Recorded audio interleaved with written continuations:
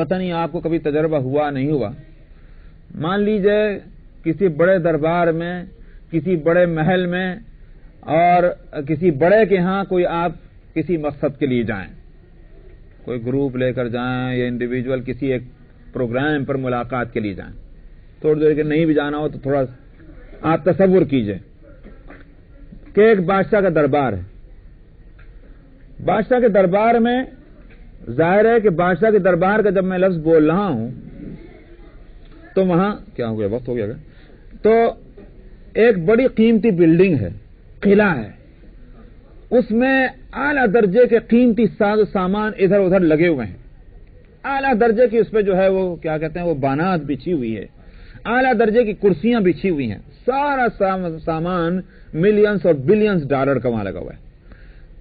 آپ کیوں گئے وہاں؟ آپ گئے ہیں ایک اپلیکیشن لے کر کے جو بادشاہ سلامت کی یہاں پیش کرنی ہے۔ تو اب کیا کریں گے آپ؟ جیسے ہی دروازے میں گھسے اس محل کے، آپ نے دیکھا اوہو یہ کرسی کیسی ہے، انہوں نے کہا واہ واہ یہ درخت کیسا لگا ہوا ہے، اس نے کہا سبحان اللہ یہ فرش تو بڑا خوبصورت ہے، انہوں نے کہا بھائی چھت پہ تو بہت اچھا پھول لگا ہوا۔ بادشاہ تو وہاں انتظار میں بیٹھے ہوئے ہیں کہ صاحب جنہوں نے ہم سے وقت لیا ہے وہ لا کر اپلیکیشن دیں گے اور آپ جو ہیں یہ تماشے میں لگے۔ کیا کہیں کون ہے گستاخ، اسے نکالو یہاں سے، اس کو تمیز نہیں ہے۔ اس کے برعکس ایک آدمی جاتا ہے، وہ کنکھیوں سے دیکھ لیا اس نے کہ یہاں دنیا میں اس محل میں کیا ہے، مگر نظر اس کی کہاں پر ہے؟ نظر اس پہ میں کس لیے یہاں آیا ہوں؟ یہاں میں جو ہوں یہ سارا تماشا دیکھنے کے لیے نہیں آیا ہوں، میں آیا ہوں بادشاہ سے ملنے کے واسطے۔ وہ ان ساری چیزوں سے نظر بچاتا ہوا جائے گا اور بادشاہ سے ملے گا اور بادشاہ سے مل کر آ جائے گا۔ یہ بتائیے ان دونوں جانے والوں میں کون سکسیس ہے اور کون جو ہے وہ کامیاب نہیں؟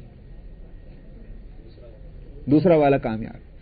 ٹھیک یہی صورت ہے، دنیا میں تم کو بھیجا گیا، اب تم دیکھ لو کہ اس زیب و زینت کے اس تماشے میں الجھنا چاہتے ہو یا جو تمہارے دنیا میں بھیجے جانے کا جو مقصد ہے اس مقصد پر تمہاری نظر ہے۔ جس کی نظر اس پر ہے ظاہر ہے کہ وہ کامیاب ہے، کامیابی کے ساتھ گیا اور کامیابی کے ساتھ وہاں سے واپس آ گیا، اور جو وہیں الجھ کے رہ گیا وہ بھول گیا اس تماشے میں پڑھ کر کے کیوں میں دنیا میں آیا تھا۔ یہی ہے وہ ٹیسٹ، ورنہ اللہ سبحانہ و تعالی جو ہیں کیا ضرورت تھی ان کو دنیا میں اتنی بڑی دنیا بنا لینے کی ہمارے واسطے؟ اس انسان کے واسطے ایک مختصر سی دنیا بس تھی۔ کیا ضرورت تھی اتنے ستارے سجانے کی؟ کیا ضرورت تھی اتنے درخت بنانے کی؟ کیا ضرورت تھی ایک آپ دیکھتے ہیں کہ کائنات بنی ہوئی پڑی ہوئی ہے، آج انسان کہاں سے کہاں چلا جا رہا ہے، مریخ عطارد کیا کیا نام ہے یہ سارے جو ستاروں پر چھلانگیں لگ رہی، کیوں کیا ضرورت تھی ان کی؟ اسی لیے لِنَبْلُوَهُمْ أَيُّهُمْ أَحْسَنُ عَمَلًا وَإِنَّا لَجَاعِلُونَ مَا عَلَيْهَا صَعِيدًا جُرُوزًا۔ انجام کیا ہونا ہے اس سارے کھیل تماشے کا؟ جب کھیل شو کا ٹائم ختم ہوتا ہے اس کے بعد ساری چیزوں کو لپیٹ کر رکھ دیا جاتا ہے۔ فرمایا کہ ایک وقت وہ آئے گا کہ پھر یہ سارا تماشا اور کھیل ختم، اور یہ ساری جو کچھ زمین کے اوپر جو کچھ ہے ما علیہا وہ ایک چٹیل میدان بن جائے گا۔ آپ دیکھتے ہیں کبھی سرکس دیکھا ہوگا کہیں، سرکس لگتا ہے مانو تو شہر آباد ہو گیا، اور اس کے بعد جب وہ شو اس کا ختم ہوتا ہے ایک میدان ہے۔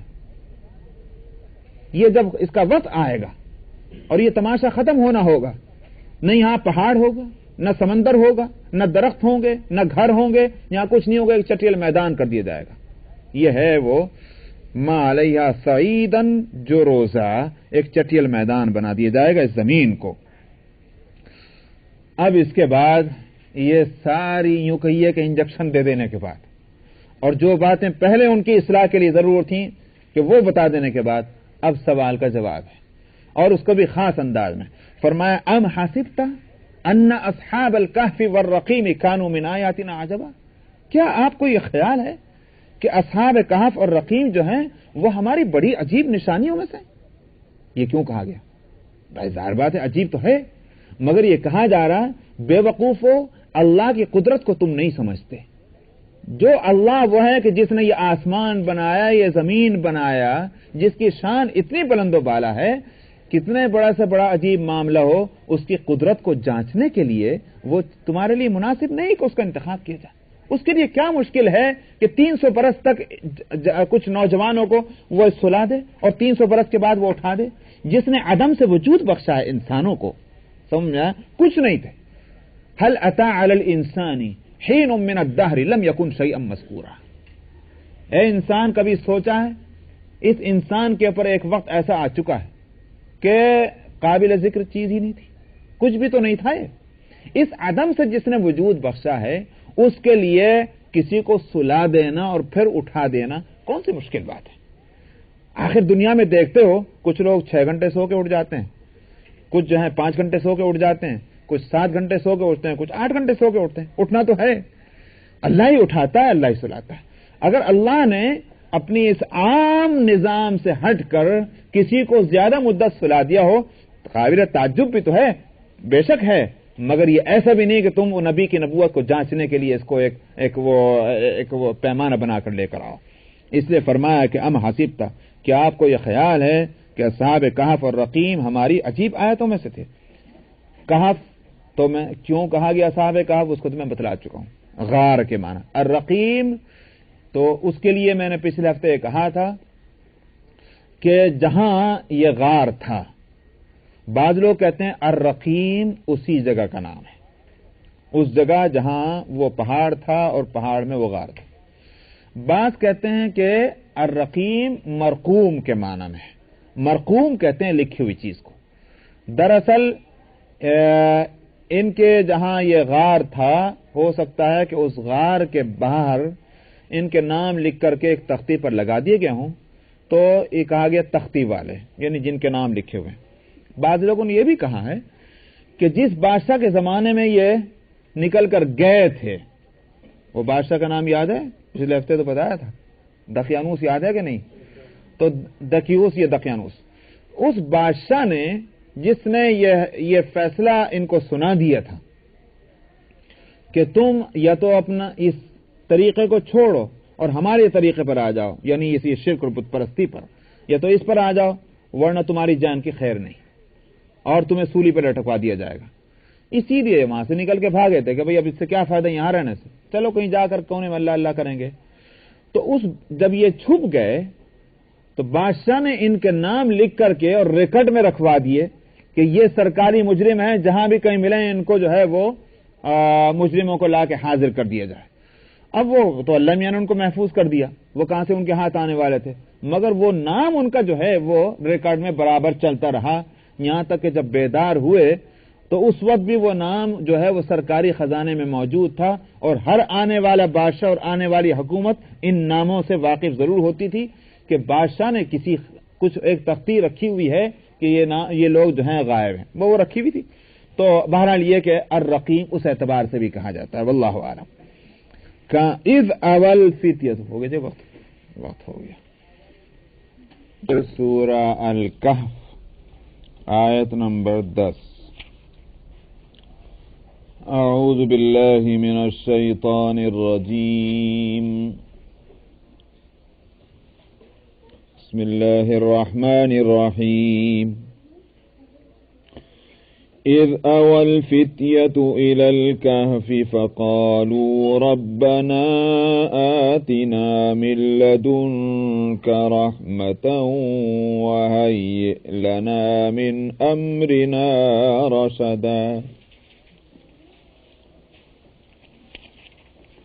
فضربنا على آذانهم في الكهف سنين عددا ثم بعثناهم لنعلم أي الحزبين أحصى لما لبثوا أمدا نحن نقص عليك نبأهم بالحق إنهم فتية آمنوا بربهم وزدناهم هدى وربطنا على قلوبهم إذ قاموا فقالوا ربنا رب السماوات والأرض لن ندعو من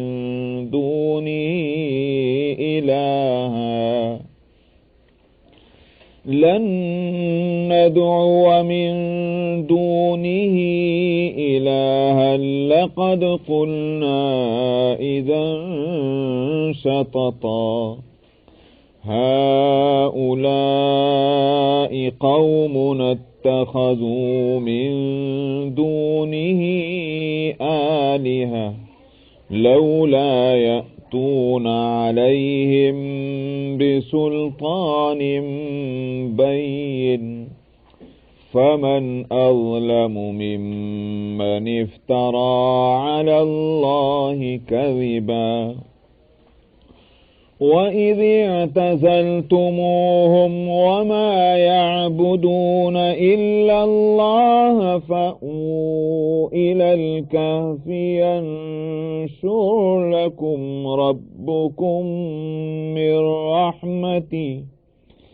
ينشر لكم ربكم من رحمته ويهيئ لكم من أمركم مرفقا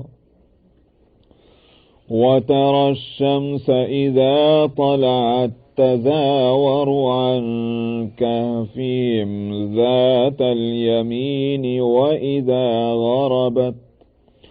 وإذا غربت تقرضهم ذات الشمال وهم في فجوة منه ذلك من آيات الله من يهد الله فهو المهتد ومن يضلل فلن تجد له وليا مرشدا وتحسبهم أيقاظا وهم رقود ونقلبهم ذات اليمين وذات الشمال وكلبهم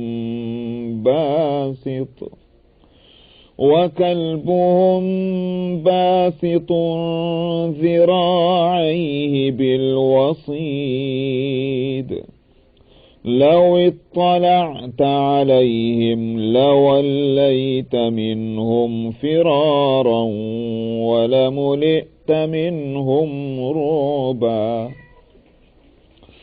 وكذلك بعثناهم ليتساءلوا بينهم قال قائل منهم كم لبثتم قالوا لبثنا يوما أو بعض يوم ربكم أعلم بما لبثتم فابعثوا أحدكم بورقكم هذه إلى المدينة فلينظر أيها أزكى طعاما فليأتكم برزق منه وليتلطف ولا يشعرن بكم أحدا إنهم إن يظهروا عليكم يرجموكم أو يعيدوكم في ملتهم ولن تفلحوا إذا أبدا وكذلك أعثرنا عليهم ليعلموا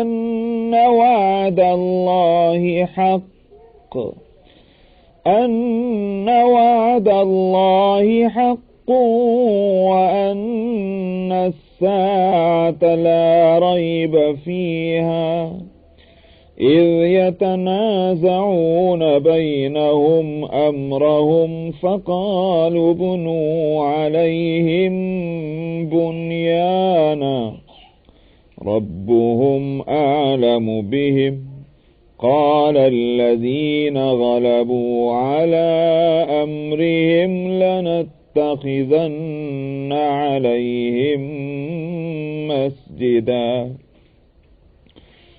سيقولون ثلاثة رابعهم كلبهم وَيَقُولُونَ خَمْسَةٌ سَادِسُهُمْ كَلْبُهُمْ رَجْمًا بِالْغَيْبِ وَيَقُولُونَ سَبْعَةٌ وَثَامِنُهُمْ كَلْبُهُمْ قُلْ رَبِّي أَعْلَمُ بِعِدَّتِهِم مَّا يَعْلَمُهُمْ إِلَّا قَلِيلٌ فَلَا تُمَارِ فِيهِمْ إِلَّا مِرَاءً ظَاهِرًا وَلَا تَسْتَفْتِ فِيهِم مِّنْهُمْ أَحَدًا صدق اللہ العظیم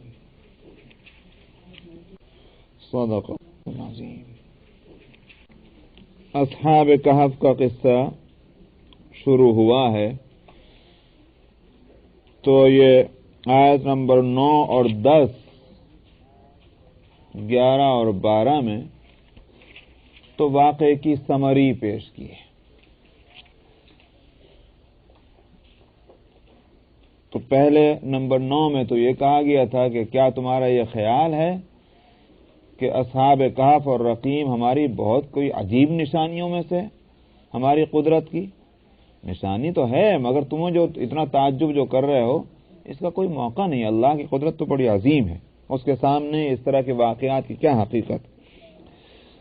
اس کے بعد پھر یہ فرمایا کہ اس وقت کا ذکر کیجئے کہ جب کچھ نوجوانوں نے ایک غار میں اپنا ٹھکانہ بنایا تھا اور انہوں نے کہا کہ ربنا آتنا من لدنک رحمتا وہیئ لنا من امرنا رشدا،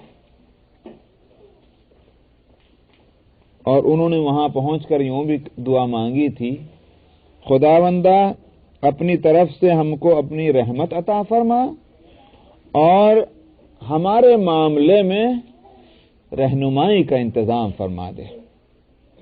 بڑی جامع دعا ہے، مہربانی عطا فرما اور ہمارے معاملے میں رہنمائی بھی کر، اس لیے کہ واقع یہ کہ انسان ہزار اسباب مہیا کر لے، لیکن آنے والی گھڑیوں میں کیا کچھ پیش آنے والا ہے یہ کس کو پتا ہے؟ یہ تو اللہ ہی کو معلوم ہے۔ آدمی سوچتا کچھ ہے، ہو کچھ جاتا ہے۔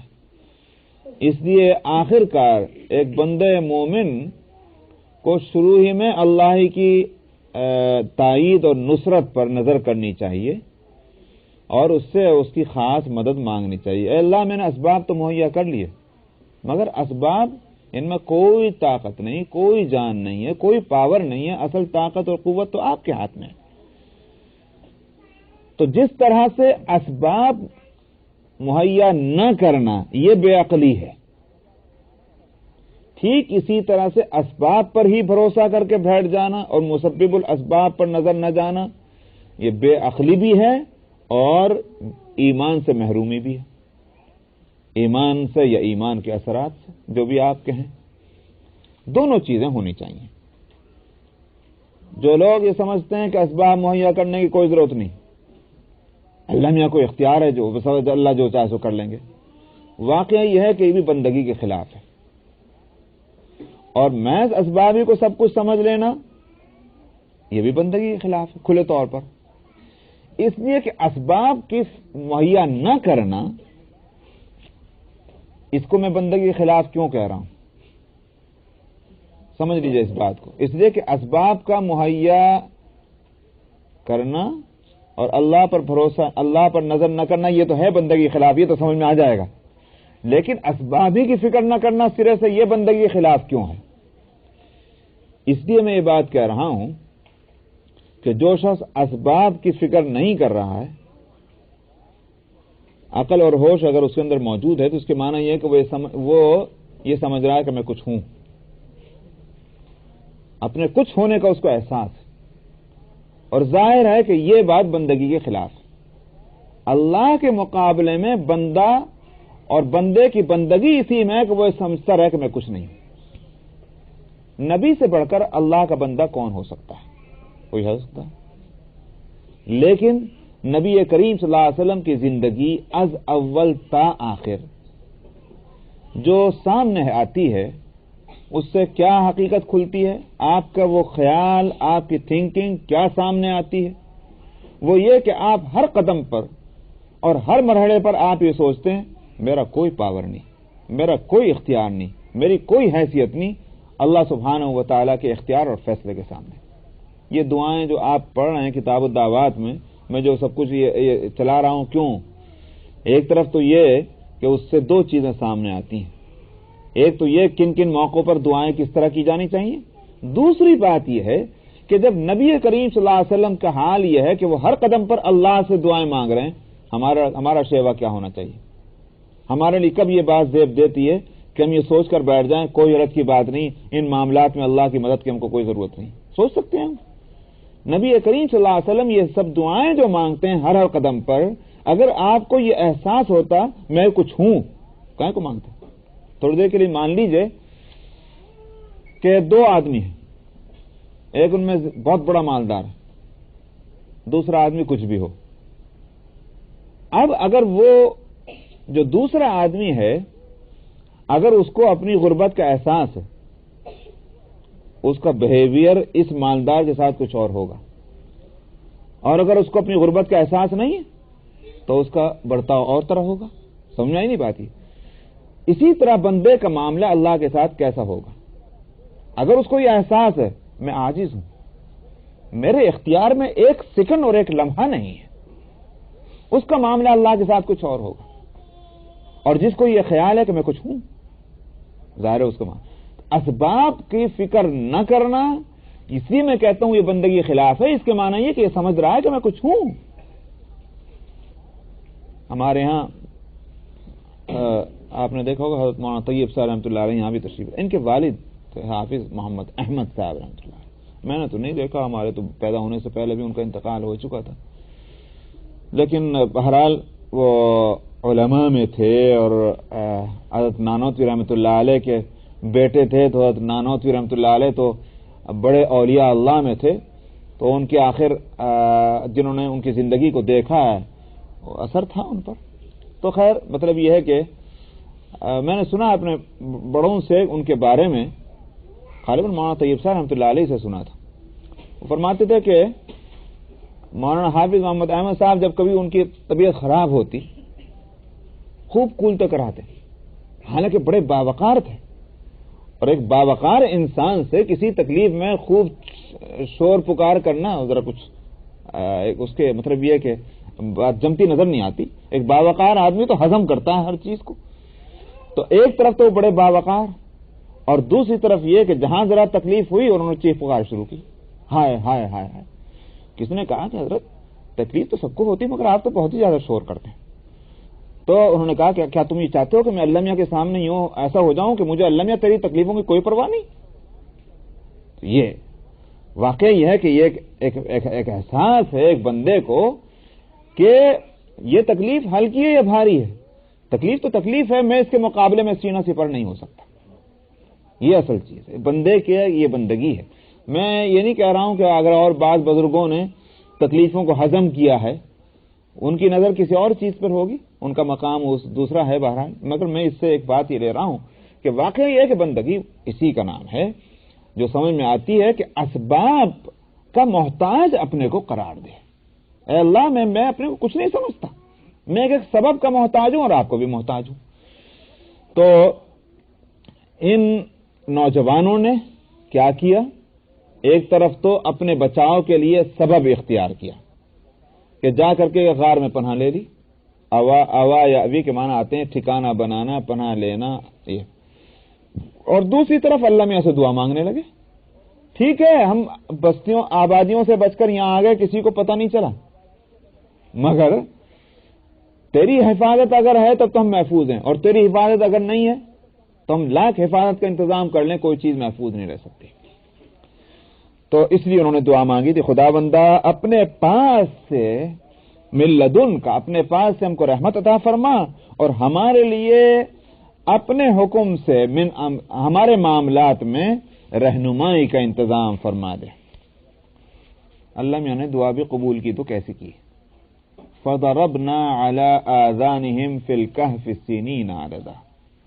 اللہ کا معاملہ بندے کے ساتھ یہی ہے. بس اس سے یہ اصول سمجھ لینا چاہیے کہ جب کسی مرحلے پر انسان جو کر سکتا ہے وہ کر لے اور پھر اس کے بعد اللہ کے حوالے کر دے معاملے کو پورے اخلاص اور یقین اور لگن کے ساتھ. اللہ تعالیٰ غیبی مدد پھر فرماتا ہے. یہ اللہ کا معاملہ ہے. اور ان دو چیزوں میں جہاں کہیں جھول ہوا اور جہاں کوئی فرق ہوا وہیں اللہ کی مدد نہیں آتی. تو جو کر سکتا ہے وہ کر لے اور اس کے بعد اللہ کے حوالے کر دے. انہوں نے یہی کیا. اللہ تعالیٰ فرماتے ہم نے کیا کیا ان کے ساتھ؟ ہم نے ان کو تھپکی دے دی اس غار میں کئی سالوں تک کے لیے. سنین عددا یعنی کچھ سالوں تک کے لیے ہم نے ان کو تھپکی دے دی. تھپکی دیتے ہیں سلانے کے واسطے. دیکھا ہوگا آپ بچوں کو مائیں کیا کرتے ہیں؟ ہاتھ مار مار کر ان کو تھپکی دیتے ہیں. آذان اذن کی جمع ہے, کان کو کہتے ہیں. جب خاص طور پر کسی بچے کو سلانا ہو تو یہیں تھپکی دی جاتی. پتہ نہیں یہاں کیا ہے, وہ کوئی رگ ایسی ہوتی ہوگی یا کوئی ایسا کنیکشن ہوگا کہ بھئی اس میں تھپکی دینے سے جلدی نیند آتی, تو محاورہ بن گیا. کان تھپتھپانا اس کا مطلب یہ سلا دینا. ہم نے ان کو سلا دیا کچھ سالوں کے بعد. ثم بعثناهم لنعلم اي الحزبين احصى لما لبثوا امدا. پھر ہم نے ان کو اٹھا دیا تاکہ دو پارٹیوں میں سے ہم جان لیں کہ ان دو پارٹیوں میں سے کون ایسا ہے کہ جس نے اس بات کو زیادہ بہتر طریقے پر شمار کیا کہ جو ان کے یہاں ٹھہرنے کی مدت تھی اس کو کس نے اچھی طرح شمار کیا. اس کا مطلب یہ ہے کہ جب اٹھے ہوں گے دونوں میں یہ اختلاف پیدا ہوا ہوگا, بھائی ہم کتنا سوئے کیا ہوا, تو ہم نے اٹھا کے ان کو بٹھا دیا. اب دیکھو سوچو تم کتنا سوئے ہوں گے. یہاں تک تو ہو گیا یہ ایک مختصر بیان اس واقعے کا. اس سے اتنا سمجھ میں آیا کچھ نوجوان تھے وہ غار میں چلے گئے, اللہ میاں نے سلا دیا, ان کو اٹھا دیا, بس یہ ہوا واقعہ. مگر تفصیل اس کی کیا ہے, کیوں گئے تھے وہ وہاں غار میں, کس طرح اللہ میاں نے ان کو سلایا تھا, کتنے دن کے بعد ان کو اٹھا دیا تھا, کتنے تھے وہ نوجوان, یہ سارے قصے تو بھی موجود ہیں اس واقعے کے. اب یہاں سے وہ تفصیل شروع ہوتی ہے. نحن نقص علیک نبأہم بالحق. اے پیغمبر ہم آپ پر ان کا قصہ بیان کرتے ہیں پوری سچائی کے ساتھ. یعنی سچائی کے ساتھ کیا مطلب نہیں کہ ہم جھوٹ بولتے, بلکہ مراد یہ ہے کہ دوسرے لوگ تو اٹکل پچو ہی کرتے ہیں, واقعہ تو دوسرے لوگ بھی بیان کیا کرتے تھے. اہل کتاب میں اس کی شہرت تھی. شہرت کا مطلب یہ علماء اہل کتاب کے اس واقعے کو جانتے تھے, مگر کوئی کچھ کہتا تھا کوئی کچھ کہتا تھا اس واقعے کے تعلق سے. چنانچہ آگے ان کے اختلاف نقل کیا جائے گا.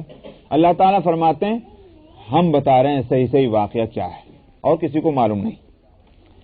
فرماتے ہیں انہم فتیۃ آمنوا بربہم وزدناہم ھدی. وہ کچھ نوجوان تھے, فتیہ فتح کی جمع ہے, وہ کچھ نوجوان تھے جو اپنے رب پر ایمان لے آئے تھے اور ہم نے ان کی ہدایت میں اضافہ بھی کر دیا تھا. ہدایت میں اضافہ کب ہوا؟ جب وہ ایمان لے آئے. یہاں وہی بات ہے, اللہ پر یقین کرو, اس یقین کے نتیجے میں اللہ تعالی استقامت عطا فرماتے ہیں. یہ ہدایت میں زیادتی. ایمان اور یقین جتنا بڑھتا جائے گا اتنا ہی تو جماؤ پیدا ہوتا جائے گا. تو تم جتنا کر سکتے ہو اتنا تم کر لو, اور جتنا تم نہیں کر سکتے وہ اللہ تعالیٰ اپنی طرف سے کرتے ہیں. تم ایمان لے آؤ, یہ کام تمہارا ہے. یہ ہم نے ذمہ داری نہیں دی کہ ہم ایمان بھی تم کو دلوائیں گے. تم اگر ایمان لے آئے تو اس ایمان پر جمانا یہ ہمارا کام ہوگا. اسی کو کہتے ہیں عربی میں کہ السعی منا والاتمام من اللہ. ہمارا کام کوشش کرنا ہے, پورا کر دینا اللہ کا کام ہے. تو ایمان لے آئے ہو, ہم نے ان کی ہدایت میں اضافہ کیا. وزدناہم ھدی. نوجوان فتیۃ کا لفظ ہے, خاص طور پر 2 مرتبہ آ چکا. دیکھیے لفظ یہ, ایک تو آیت نمبر 10 میں از اول فتیہ, اور ایک اس آیت میں آیت نمبر 13 میں انہم فتیۃ, وہ کچھ نوجوان تھے. 2 جگہ قرآن حکیم فتیہ کا لفظ لا رہا. یوں بھی ہو سکتا تھا کچھ لوگ تھے, یہ فتیہ کا لفظ خاص طور پر فتح کی جمع جس کے معنی آتے ہیں نوجوان. قرآن شریف اس واقعے کے بیان میں خاص طور پر 2 مرتبہ اس لفظ کو کیوں لا رہا ہے؟ اس سے اشارہ اس بات کی طرف ہے کہ عمل کی عمر جو ہے وہ نوجوانی کی ہے. اس میں عزم اور حوصلہ ہوتا ہے اور ارادے جو ہیں جوان ہوتے ہیں. جسم جوان ہے تو ارادے بھی جوان ہیں. اور یہ چونکہ خالی ہوتا ہے، اس پر کوئی پریشر نہیں ہوتا. ارادہ جوان ہے، فیصلہ کیا اور چل پڑا. بچہ جو ہے اس کا تو ارادہ ہی کمزور، بچہ ہی جو ٹھہرا. بوڑھا ہو گیا تب ارادہ کمزور. ارادہ کمزور اس وقت کیوں ہوا؟ اس لیے ہوا کہ وہ حالات کا دباؤ جو ہے ایک بوڑھا آدمی زیادہ اس کو محسوس کرتا ہے. اب اس صورت میں اپنے قوت فیصلہ کو استعمال نہیں کرتا. سمجھ میں آیا نہیں بات؟ بوڑھا آدمی سمجھتے ہوئے بھی کہ یہ بات صحیح ہے مگر قدم نہیں اٹھاتا. کیوں نہیں اٹھاتا؟ 1000 قسم کے وسوسے، 1000 قسم کی رکاوٹیں. کہیں بچوں کا مسئلہ آئے گا، کہیں بیوے کا مسئلہ آئے گا، کہیں شوہر کا مسئلہ آئے گا، کہیں جو ہے وہ خاندان کا مسئلہ آئے گا، کہیں برادری کا مسئلہ آئے گا، کہیں دوستوں کا مسئلہ آئے گا. 1000 رکاوٹیں سامنے اس کی کھڑی ہو جائیں گی کہ صاحب میں نے 70-80 سال جس طرح گزارے میں کس طرح بدل جاؤں. آپ دیکھتے ہیں ابو طالب کا قصہ کیا ہوا. ابو طالب کا جواب کیا تھا؟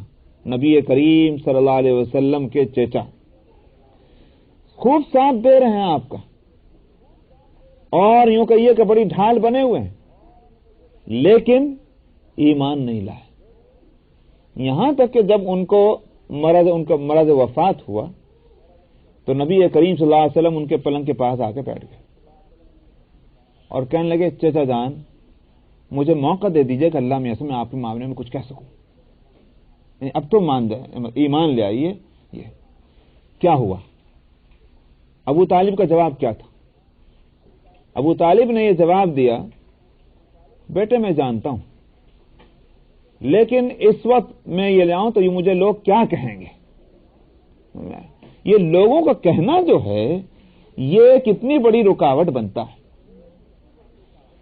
نوجوان کے مقابلے میں بوڑھا جو ہے وہ اس احساس میں زیادہ مبتلا ہوتا ہے عام طور پر. اور نوجوان کا معاملہ کیا ہے؟ انہوں نے کہا کہ بھئی آئی ڈونٹ کیئر، ختم، چھٹی، وہ چل پڑا. سمجھ میں آیا؟ برے راستے پہ چلا تو اور اچھے راستے پہ چلا تو وہ فیصلہ کرتا ہے. اسی لیے ہم دیکھتے ہیں کہ جتنے انقلابی تحریکات اور مومنٹس ہیں اس میں کنہوں نے حصہ لیا زیادہ بڑھ کر؟ جوانوں نے. نبی کریم صلی اللہ علیہ وسلم نے اعلان نبوت کیا. آپ دیکھ لیں کہ آپ کے ساتھ زیادہ تو نوجوان ہی ہیں. حضرت علی رضی اللہ عنہ، زید بن حارثہ رضی اللہ عنہ، بلال حبشی، صہیب رومی، یہ کیا ہیں سبھی؟ یہ بوڑھے نہیں ہیں، ٹین ایجرز ہیں، نوجوان ہیں اور جانوں کی بازی لگا رہے ہیں. تو نوجوان جو ہیں ان میں ایک تو یہ کہ قوت حوصلہ ہوتا ہے، قوت ارادی ہوتی ہے. ایک تو یہ بتانا مقصود ہے اور دوسری طرف یہ بھی بتانا ہے کہ نوجوانوں کو بے فکر نہیں رہنا چاہیے. نوجوانوں ہی کو عمل کے لیے تیار ہونا چاہیے، اس لیے کہ یہی عمر عمل کی ہے. یہ سمجھ کر بیٹھ جانا کہ ابھی تو ہم جوان ہیں، ابھی تو ہم کو مزے لوٹ لینا، تو جب بوڑھے ہوں گے تب عمل کر لیں گے، یہ غلط ہے. دیکھ لو تاریخ میں، یہ قرآن یہ بتانا چاہتا ہے، تم تاریخ میں دیکھ لو کچھ نوجوان ایسے گزرے ہیں جنہوں نے اس طرح کے کام کیے ہیں. اس لیے تمہیں کن کے نقش قدم پر چلنا ہے؟ ان لوگوں کے نقش قدم پر چلنا چاہتے ہو کہ نہیں چلنا چاہتے ہو کہ جنہوں نے خیر کے لیے انقلابی قدم اٹھائے، یا ان کے نقش قدم پر نہ چلنا چاہتے ہو کہ جنہوں نے اپنی نوجوانی کو غلط جگہ پر استعمال کیا؟ یہ ہے فائدہ لفظ فتیہ کو 2 مرتبہ لانے کا، نوجوانوں کو متوجہ کرنا ہے. وَرَبَطْنَا عَلَى قُلُوبِهِمْ إِذْ قَامُوا فَقَالُوا رَبُّنَا رَبُّ السَّمَاوَاتِ وَالْأَرْضِ لَن نَّدْعُوَ مِن دُونِهِ إِلَٰهًا لَّقَدْ قُلْنَا إِذًا شَطَطًا. ہم نے ان کے دلوں کو باندھ دیا. باندھنا کیا ہوتا ہے؟ ہمت بندھانا جس کو کہتے ہیں. ان کے دلوں کو ہم نے سنبھالا دے دیا. کیا تھی صورت؟ یہ نوجوان تھے جن کا تعلق بعض مفسرین کہتے ہیں کہ شاہی خاندانوں سے تھا. بادشاہ سے براہ راست نہیں تعلق تھا. شاہی خاندان کے معنی یہ ہوتے ہیں کہ وہ ان کے خاندان میں کبھی بادشاہت رہی ہوگی, بادشاہ کے رشتہ داروں کے گھرانے سے تعلق ہوگا, وزیر منسٹروں کے خاندان کے ہوں گے, مطلب یہ تو بہرحال اچھے خاندان کے تھے. تو ایک خاص دن جو تھا اس قوم کا, ہر قوم میں ہوتے ہیں خاص دن. نبی کریم صلی اللہ علیہ وسلم نے فرمایا لِكُلِّ قَوْمٍ عِيدٌ وَلَنَا عِيدَانِ, ہر قوم کی ایک عید ہوتی ہے, اور ہمیں تو اللہ نے 2 عیدیں دے رکھی ہیں, ایک عید الفطر, دوسرا عید الاضحیٰ. ہر قوم کی ایک عید ہوتی ہے. کرسچین کی عید کیا ہے صاحب؟ کرسمس. اب انہوں نے اس کو جو ہے وہ کر دیا کہ صاحب یہ تو حضرت عیسیٰ کی پیدائش کا دن ہے, یہ ہے وہ ہے, جو بھی چاہے کہتے ہیں, لیکن بہرحال ان کی ایک عید ہے. یہ ہندوؤں کے یہاں جائیے تو ان کے یہاں کوئی عید ہوگی, اوروں کے یہاں تو. ہمیں اللہ تعالیٰ نے 2 عیدیں دے رکھی ہیں, ایک عید الفطر اور ایک عید الاضحیٰ, جس کو ہم لوگ کہتے ہیں کہ بھائی کھانے پینے کی 2 ہی طرح کی چیزیں ہوتی ہیں, یا تو نمکین یا میٹھی. تو ایک کا نام ہم نے نمکین عید رکھا, دوسرے کا نام میٹھی عید رکھ لیا. تو اس طرح ہم اتنا ہی سوچ سکتے تھے. تو بہرحال 2 عیدیں ہمارے لیے رکھی ہیں. ان کی بھی ایک عید کا دن تھا جس پہ باہر جمع تھے, اور وہاں یہ تھا کہ چونکہ قومی تہوار تھا اس لیے وہ اس میں عبادت بھی تھی, کھیل کود بھی تھا, اور ہنسی مذاق بھی تھی, ساری چیزیں تھیں. عبادت کس کی؟ بتوں کی. بت پرست تھے, مشرک تھے. اللہ تعالیٰ نے یہ نوجوان جو تھے کچھ, جن میں آپس میں کوئی تعلق اور کوئی ربط پہلے سے نہیں تھا, لیکن ایک خیال ان نوجوانوں کے دل میں یہ پیدا ہوا. ہو سکتا ہے کہ یہ کسک پہلے سے رہی ہو, لیکن خاص طور پر اس خیال نے اس وقت جو ہے وہ جمپ کیا اور اپنا اثر دکھلایا. خیال یہ پیدا ہوا کہ بڑی احمقانہ بات ہے. کل ہی بازار سے ایک پتھر کا بت خریدا اور آج اس پہ سجدے ہو رہے ہیں, اس سے منتیں مانگی جا رہی ہیں, ان پہ چڑھاوے چڑھائے جا رہے ہیں. یہ تو بڑی بے عقلی کی بات ہے, سمجھ میں آیا. اور اس کے بعد جو کوئی لے جا سکے گا اپنے گھر لے جائے گا, نہیں تو یہ ریت میں چھوڑ کے چلا جائے گا. یہ ہے ہمارے معبودوں کا حال. تو بھلا یہ معبود ہو سکتے ہیں, یا یہ کوئی کسی ہماری مراد کو پورا کر سکتے ہیں؟ یہ جو خیال ان کے دماغ میں آیا, تو ایک نوجوان وہاں سے ہٹا, چلو بھائی یہ سمجھ میں نہیں آ رہی کہ اس کاموں میں ہم شریک ہوں. وہ ہٹ کر کے اور پوری قوم سے الگ, اور جا کر کے کہیں ایک کونے میں کو الگ کو ان سے ایک درخت کے نیچے جا کے بیٹھ گیا. جو بھی ہوا ٹھیک اسی وقت یہی خیال ایک اور دوسرے جوان کے بارے میں ذہن میں بھی آیا, وہ بھی وہاں سے ہٹ لیا. بھائی کیا ہم نہیں شریک ہوتے اس میں, بات سمجھ میں نہیں آ رہی کچھ, یہ کیا ہے حرکت. وہ بھی ہٹ لیا. وہ اب چلتا چلتا کہاں جا کے بیٹھے, دیکھا ہے کہ ایک جوان بیٹھا ہوا ہے خاموش, بھائی یہ بھی الگ ہی معلوم ہو رہا ہے, چلو تم بھی وہیں جا کے بیٹھ جاؤ. تیسرے کے دماغ میں آئی, وہ بھی اسی طرح 2 4 5 یا 6 7 جو بھی تھے نوجوان وہاں سے ہٹتے چلے گئے اور یہاں بیٹھتے چلے گئے. جس اللہ نے ان کے دل میں یہ خیال ڈالا, اسی اللہ نے سب کا رخ ایک طرف کر دیا اور یہاں آ کے بیٹھ گئے. اب کوئی ایک دوسرے کو یوں نہ بتایا کہ بھائی تم ہو کون اور میں کون, اور تم یہاں کیوں آئے اور میں کیوں آیا. لیکن آخر کب تک بھائی بات نہ کرنے والے بھی کب تک نہیں بات کریں گے. آخر کو بات شروع ہوئی, بھائی یہ تو بتاؤ ہم لوگ ہیں کون, ایک دوسرے سے کچھ جان پہچان ہی ہو جائے. انہوں نے کہا صاحب میں فلاں ہوں, میں فلاں ہوں, میں فلاں ہوں. بہت خوشی ہوئی صاحب. بھائی جب اتنی بات ہے تو یوں بتائیے کہ سارے کی ساری قوم تو اس وقت گلچھرے اڑانے میں, ہنسی مذاق میں, عبادت میں, پرستش میں, ان سب چیزوں میں لگی ہوئی ہے, تو ہم لوگ الگ کیوں جا کے بیٹھ گئے. ہر ایک اپنے بارے میں جانتا ہے, مگر سوال یہ کہ دوسرا کیوں آیا, یہ تیسرا کیوں ہے اور یہ چوتھا کیوں ہے. تو ان میں سے ایک نے ہمت کی اور یہ سوچ کر ہمت کی کہ ہو سکتا ہے کہ جس وجہ سے میں آیا اسی وجہ سے یہ بھی آیا. تو اس نے اپنا راز کھولا کہ بھائی میرے نزدیک یہ سب کچھ جو کچھ ہو رہا ہے یہ غلط ہو رہا ہے, اس لیے ہم وہاں سے ہٹ کے آ گئے ہیں. بھائی ہم کو سمجھ میں نہیں آتا کہ یہ پتھر کے بت جو ہیں یہ کیسے ہماری ضرورتیں پوری کر سکتے ہیں. ضرورتیں پوری کرنے والا تو وہی ذات ہو سکتی ہے جس نے ہم کو پیدا کیا اور جو دنیا کا یہ نظام چلا رہا ہے. اس نے کہا کہ بھائی قسم سے یہی بات تو میرے دماغ میں بھی آئی. اس تیسرے نے کہا کہ یہی بات میرے دماغ میں, یہ ساری بات. چنانچہ انہوں نے فیصلہ کیا کہ بھائی ہمیں اب شرک اور بت پرستی تو نہیں کرنی, ایک ہی ذات کی ہم کو عبادت اور پوجا کرنی ہے کہ جس نے ہم کو پیدا کیا ہے. بس ختم ہو گئی بات. اب ہم چونکہ اس بستی میں اور اس ملک میں اجنبی ہیں, لہذا ہم ایک دوسرے سے ملتے جلتے رہیں گے اور اپنے دین کے اوپر نہ صرف یہ کہ خود جمائیں گے, کوشش کریں گے کہ دوسرے بھی ہمارے راستے پر آ جائیں. یہاں سے یہ دن تو ختم ہوا. اور اب ان کی زندگی جو ہے اس کا نقشہ بدل گیا. آپ سمجھتے ہیں عقیدہ اور یقین وہ چیز ہے کہ ہو نہیں سکتا کہ وہ چھپ جائے، وہ نہیں چھپ سکتا. برتن میں اگر گرم پانی ہے چھپ جائے گا اس کا گرم ہونا؟ برتن میں اگر ٹھنڈا پانی ہے، بہت کوئی ٹھنڈی چیز ہے، چھپ جائے گی اس کا ٹھنڈا ہونا؟ سمجھ میں آ رہی ہے بات؟ ایک برتن میں آپ برف کا پانی ڈال دیجئے، ہاتھ لگانے کی ضرورت نہیں ہے، وہ برتن جو ہے وہ باہر سے آپ کو نظر آ جائے گا کہ برتن کی کیفیت یہ بتلا رہی کہ اس کے اندر کوئی برف کی چیز پڑی ہوئی ہے. سمجھ میں آتی نہیں بات؟ یہ اسی طرح سے کوئی اگر گرم چیز آپ کسی برتن میں ڈال دیجئے، ہاتھ لگانے کی ضرورت نہیں، اس کی بھاپ بتلا دے گی کہ اس کے اندر کوئی گرم چیز رکھی ہے. یہی حالت عقیدے کی ہے. عقیدہ جو ہے ہو نہیں سکتا کہ دل کے اندر کوئی عقیدہ ہو زندہ، عقیدہ زندہ ہو اور اس کا کوئی اثر ہاتھ اور پاؤں پہ ظاہر نہ ہو، ممکن نہیں. اس لیے جو لوگ یہ کہا کرتے ہیں کہ اللہ میاں کے یہاں تو اعتبار دل کا ہے اور زیادہ کوئی فکر کی بات نہیں کہ ہمارے ظاہر کیا ہو، شکل و صورت کیا ہو، ہاتھ پاؤں کیا حرکت کر رہے ہوں، اللہ میاں کے یہاں دل کا اعتبار ہے، وہ دھوکہ کھاتے ہیں اور دھوکہ دیتے بھی ہیں دوسرے کو. خود دھوکہ کھاتے ہوں نہ کھاتے لیکن دوسرے کو ضرور دھوکہ دے. ایک جگہ میں نے ایک صاحب کے بارے میں نے سنا کہ وہ یعنی مطلب ایک صاحب کی تعریف کرتے ہوئے کہتے ہیں صاحب یہ تو بڑے بزرگ آدمی، ان کی صورت مت دیکھنا کیونکہ چلو بھائی ٹھیک ہے، اگر اتنی تو کوئی بات نہیں تھی.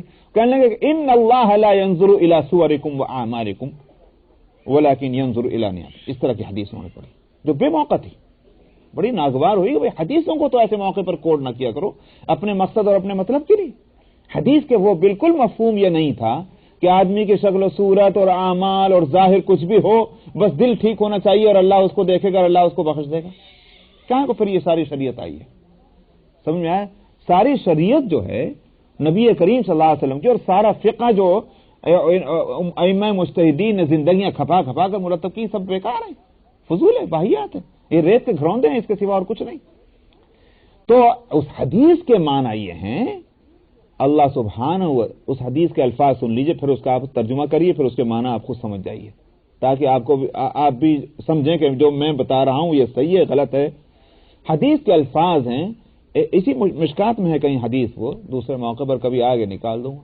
ان اللہ لا ينظر الى صورکم واموالکم. آدھی حدیث ہوئی. اس کے معنی کیا ہیں؟ اللہ تعالی نہیں دیکھتا یا نہیں دیکھے گا، کیونکہ دونوں اس میں جو ہے وہ کیا کہتے ہیں، اس کو مضارع کا صیغہ ہے اور مضارع کے صیغے کے دونوں معنی ہوتے ہیں، یہ تو جو عربی جاننے والوں کو پتا ہے. اللہ تعالیٰ نہیں دیکھتا ہے یا نہیں دیکھے گا تمہاری صورتوں کو اور تمہارے مالوں کو، ویلتھ، مال.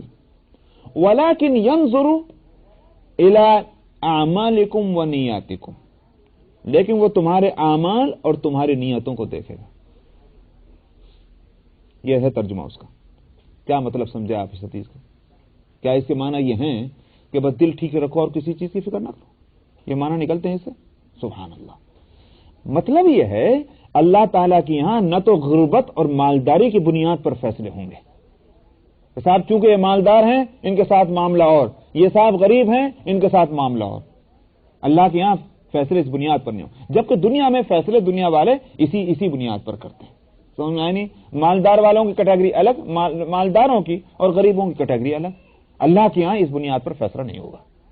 اسی طرح سے صاحب یہ کالے ہیں یہ گورے ہیں، گوروں کی کیٹیگری الگ، ساؤتھ افریقہ میں جو کچھ ہو رہا ہے، اور صاحب کالوں کی کیٹیگری الگ. اللہ کے یہاں اس بنیاد پر فیصلہ نہیں ہوگا. کس بنیاد پر ہوگا؟ تمہاری نیتوں اور اعمال کی بنیاد پر. مجھے بتائیے اس حدیث کے کس جز سے اور کس لفظ سے یہ معنی نکلتے ہیں کہ صاحب بس دل ٹھیک کر لو اور اعمال کی فکر نہ کرو؟ دیکھا آپ نے؟ تو میں نے کہا کہ اگر ایمان اندر ہے اور وہ زندہ ہے، ہاتھ پاؤں سے پر اس کا اظہار ضرور ہوتا ہے، ضرور ہوگا. خوف خدا ہے، اعمال اس کے اعمال سے سمجھ میں آئے گا اس کے دل میں خوف خدا. اگرچہ وہ خوف خدا دل کے اندر کی چیز ہے لیکن ہاتھ پاؤں پر اس کا اظہار ہوگا. اور اگر وہ بے فکرہ ہے تو اس کے اعمال میں بے فکری ظاہر ہوگی. تو بہرحال یہ کہ ان نوجوانوں کا جہاں تک تعلق تھا، انہوں نے جب یہ فیصلہ کیا کہ بس ہم کو اللہ اللہ کرنی ہے، شرک بت پرستی سے ہٹنا ہے، تو وہ چھپا نہ سکے. ظاہر ہوا ان کا یہ عقیدہ اور عمل ان کے طور و طریق سے، زندگی کے ڈھنگ سے ظاہر ہو گیا۔ وہ بات چلی اور چلتے چلتے بادشاہ کے دربار تک پہنچ گئی کہ سرکار، جو ہمارا سرکاری مذہب ہے اور جس کے لیے آپ اتنا وہ کیا ہوا ہے، کچھ سرفرے نوجوان جو ہیں بڑے خاندان کے ہیں، لیکن یہ کہ انہوں نے تو ان کا تو ڈھنگ ہی دوسرا ہے۔ تو طلب ہو گئی دربار میں ان کی، پوچھا بادشاہ نے کہ کیا ہم نے سنا ہے؟ یہ ہے اب ایمان، ایک مومن کا ایمان۔ انہوں نے کہا کہ جی بالکل ٹھیک ہے، ہم تو اللہ پر ایمان لاتے ہیں، ہم نہیں ان سب باتوں کو مانتے۔ بادشاہ نے کہا کہ تم نوجوان ہو، میں تمہاری نوجوانی پر ترس کھاتا ہوں، فوری طور پر میں فیصلہ نہیں کرتا، تمہیں مہلت دیتا ہوں، جاؤ سوچو اور اپنی نوجوانی پر رحم کھاؤ، اور اگر نہیں تم نے اپنے حالت کو بدلا تو پھر تمہیں سولی چڑھا دیا جائے گا۔ یہ بادشاہ نے ان کو فیصلہ سنا دیا اور یہ وہاں سے چلے۔ تو اس کے بعد انہوں نے یہ فیصلہ کیا کہ بھائی اب اس ملک میں رہنا جو ہے وہ بہت مشکل بات ہے، اس لیے یا تو ہم ایمان سے